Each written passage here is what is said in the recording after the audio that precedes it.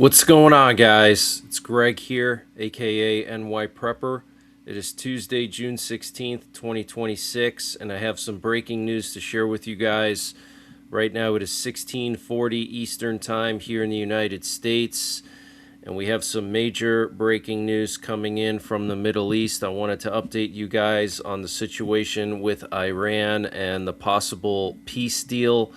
But before I get into that, I want to just update you on this B-52 that crashed in California yesterday.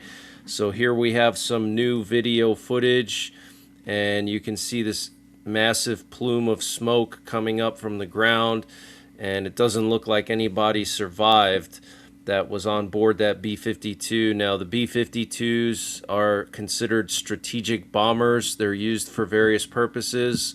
About 50 of them are active in our nuclear forces, and other ones are used for conventional bombing. And the U.S. Air Force has now confirmed that 8 people were on board during this flight when it crashed. The incident is under investigation, so it looks like they most likely died, all of the crew. So very sad news. And I wanted to update you guys on the situation with the Iran peace deal.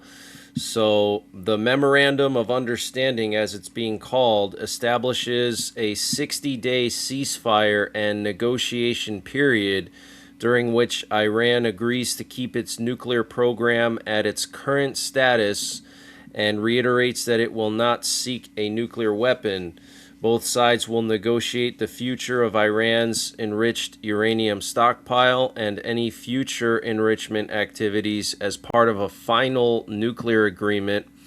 While talks continue, the U.S. agrees not to impose new sanctions or deploy additional military forces, and Iran is expected to facilitate safe commercial shipping through the Strait of Hormuz for 60 days. In return, the U.S. will gradually remove its maritime blockade, fully lifting it within 30 days. The agreement also allows for the potential release of frozen Iranian funds, but only on a compliance-based basis. If a final nuclear deal is reached, the U.S. would withdraw forces deployed during the conflict and lift sanctions according to an agreed timetable.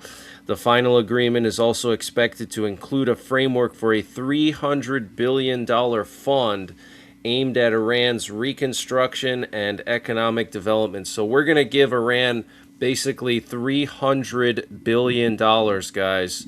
That is just totally insane. Think about that, okay?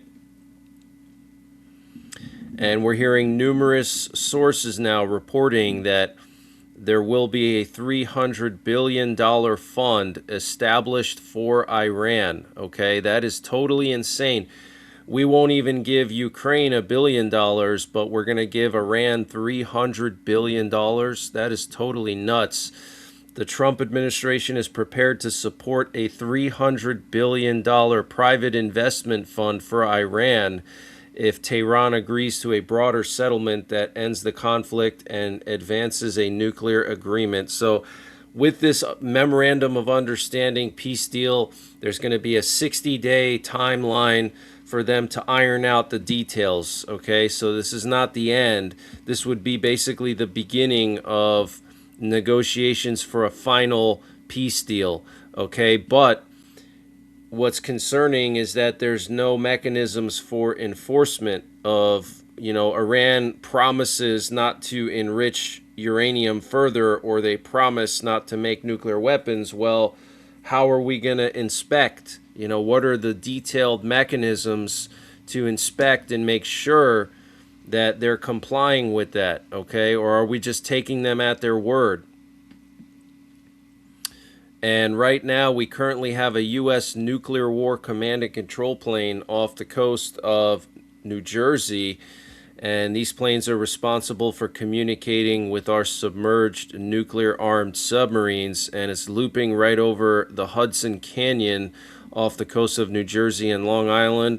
And this is one of their favorite spots to hang out and send out messages to the submarines. And yesterday we had 2 nuke sniffers and a doomsday plane airborne as well. This could be related to Trump being in Europe right now for the G7, so they're maybe just on a higher level of alert. And any sanctions relief would be phased in and tied to Iran's adherence to the agreement, though U.S. officials say access to the funds would ultimately depend on Iran behaving appropriately. U.S. forces deployed to the Middle East would not be withdrawn unless a nuclear agreement with Iran is reached, Axios reported, citing U.S. officials. And U.S. Vice President J.D. Vance will continue leading the technical negotiations process with Iran, Al Arabia reported, citing a senior U.S. official. So basically, Vance is spearheading this whole negotiation with Iran. So what does that tell you? Okay, Vance seems to like Iran. He seems to be sympathetic to Iran. So that's very concerning. And the Strait of Hormuz will be open toll-free for 60 days under the pact between the U.S. and Iran, Reuters reported on Monday, citing a U.S. official. But here's the thing, even if they open it starting Friday, a lot of ships are not going to be going through there for a long time, okay, because they're worried that at any moment it could go back to war. Okay, so even though they're going to open it for 60 days, it doesn't necessarily mean that ships are actually going to be going through the Strait of Hormuz, okay? And we're hearing reports that Trump reportedly warned Secretary of State Rubio and Defense Secretary Hegseth that, quote, if you continue to oppose the agreement with Iran, you will be fired from your position. So that is very serious, guys. So it looks like Rubio and Hegseth want to finish the job in Iran, and Trump wants to capitulate and surrender. And looks like there's some tensions there. And Israeli officials have privately viewed the U.S.-Iran agreement negatively, with one senior official describing it as terrible for Israel, Reuters reported, citing a senior Israeli official. The official, speaking on condition of anonymity, told Reuters that the assessment was shared throughout the Israeli government, including by Prime Minister Benjamin Netanyahu, according to the report. Okay, so the Israelis are not happy.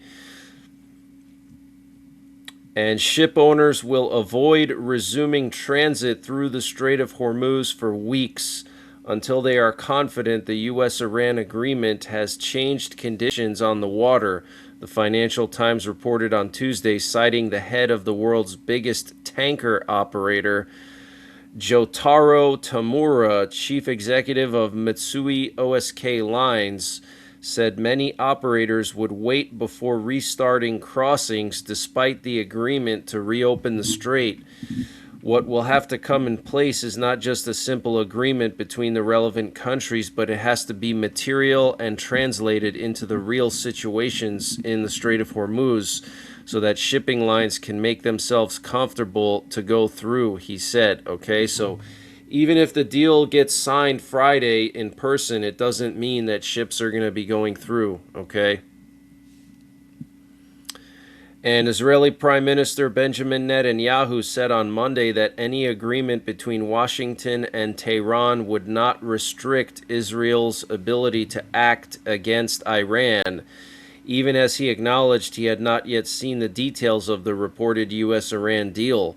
Speaking at his first press conference since the agreement was announced, Netanyahu said that Iran would not be allowed to obtain a nuclear weapon with or without an agreement, and said he had conveyed Israel's position to U.S. President Trump.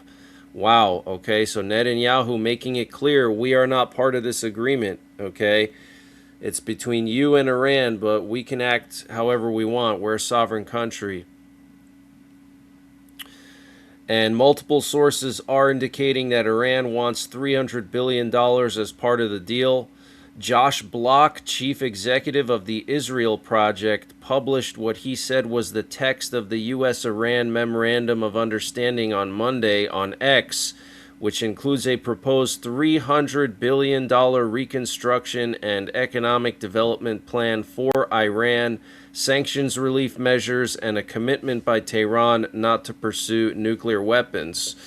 The United States undertakes, together with its regional partners, to create a comprehensive plan agreed upon by both parties for the rehabilitation and economic development of Iran, while ensuring financing of at least $300 billion, the document said. So, guys, this is clearly just like, we're basically paying Iran to keep the Strait of Hormuz open. Okay, this is pathetic. And Trump himself criticized Obama for giving Iran, whatever it was, 10 or 20 billion dollars. And now he's going to set up a fund for $300 billion for Iran that different countries and companies are going to have to contribute to. That's nuts, okay? He's lost his mind, okay? Why should Iran get $300 billion? And what do you think they're going to do with that money? They're not going to help their people with that money. They're going to use it for weapons, okay? This is just totally insane and goes against everything we stand for as the U.S. We're giving $300 billion to a jihadist, radical country that hates America and hates Israel, hates all of our allies, wants to destroy us, and we're going to give them $300 billion. Tell me how that is MAGA. That is not MAGA, MEGA. Okay, make Iran great again, not MAGA. And this update was sponsored by EMP Shield. Guys, EMP Shield has created a special discount just for you, the listeners of the NYPrepper channel. If you go to empshield.com and use the promo code NYPrepper, you can get 15% off your entire order.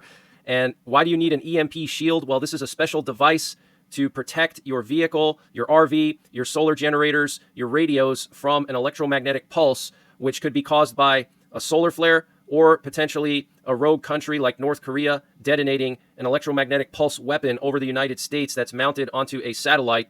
So protect your vehicles, protect your RV, protect your radios, protect your generators with an EMP Shield. Use my promo code NYPrepper to get 15% off. Installation is super simple. This is a veteran-owned business, 100% American-made, and the EMP Shields have been tested by the military, okay? And free shipping is included to the entire continental United States. And the link and the promo code are in the description below this video. And the foreign minister of Iran, Aragachi, said that any Israeli attack on Lebanon or occupation of Lebanese territory will be considered a violation of the agreement. He also said, we consider Washington and Israel to be party to the memorandum, while Iran and Hezbollah represent the other party, okay? So if Israel does anything in Lebanon, the peace deal is off, all right? And we're hearing that no oil tankers passed through the Strait of Hormuz on Monday evening, despite the U.S.-Iran agreement announced a day earlier, according to an NBC report citing vessel tracking data. And CIA Director John Ratcliffe told President Trump and senior U.S. officials that intelligence assessments raise serious doubts about Iran's willingness to make the nuclear concessions sought by Washington in any final agreement, according to three sources familiar with the discussions, Axios reported on Monday. The concerns raised during internal meetings ahead of the announcement of the U.S.-Iran memorandum reflect broader skepticism within parts of Trump's national security team about whether Tehran will comply with the deal's requirements, the report said. Ratcliffe and Rubio reportedly told colleagues they doubted Iran would agree to the nuclear steps required under the U.S. proposal, according to two of the sources. Okay, so we have the CIA director, we have Rubio, the Secretary of State, and we have the Secretary of Defense kind of against, or mostly against, this deal, concerned that Iran is not going to follow through with what they promise. And Vice President J.D. Vance told Fox News' Sean Hannity yesterday that Trump may release the Iran agreement before Friday. Okay, so why are we not being allowed to see the full agreement? Why is it being kept secret? Why? Because if it was released publicly, Trump would look like a fool, and his own party and his own base would turn against him. Okay, like I said, MEGA, make Iran great again. And Republican lawmakers in Congress are withholding firm support for Trump's Iran agreement, citing a lack of detail and transparency in the memorandum signed on Sunday. In a new post on X, the CEO of the Center for a New American Security said the deal may reshape immediate dynamics, but will not resolve core conflicts involving Iran, the U.S., and regional actors.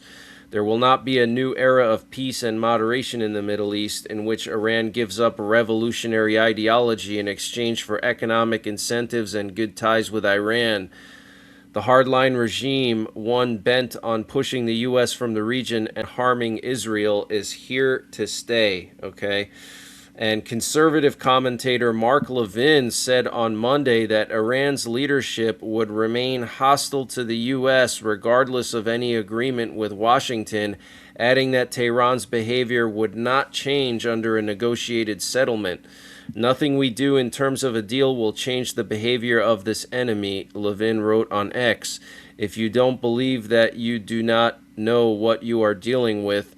If you do believe that, you know that for them, deals are made to be broken, okay?